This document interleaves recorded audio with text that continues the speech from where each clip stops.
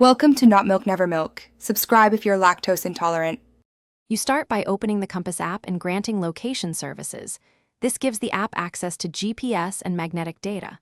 Once done, hold your iPhone flat, screen up, away from metal objects because nearby magnets skew readings.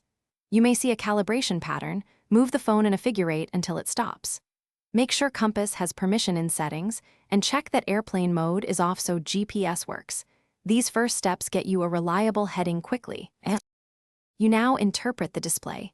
The number in degrees gives your exact bearing, and the letter shows the cardinal direction. Once you understand that, rotate your body and phone until the heading arrow lines up with your intended path. This aligns magnetic north with your travel direction. If coordinates or elevation appear, use them to confirm your map position. Also, make sure to switch between true and magnetic north if needed. Settings lets you change that for better map compatibility. You finish by combining Compass with your map. Note a bearing and then orient the map so its north matches the compass heading, making navigation intuitive. Once aligned, walk keeping the bearing arrow centered. If the arrow drifts, stop, hold the phone flat and recalibrate with a figure eight motion.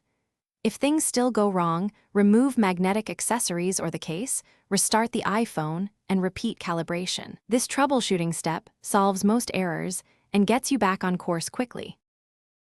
Thanks for watching. If this was helpful, leave a like and consider subscribing. See you next time.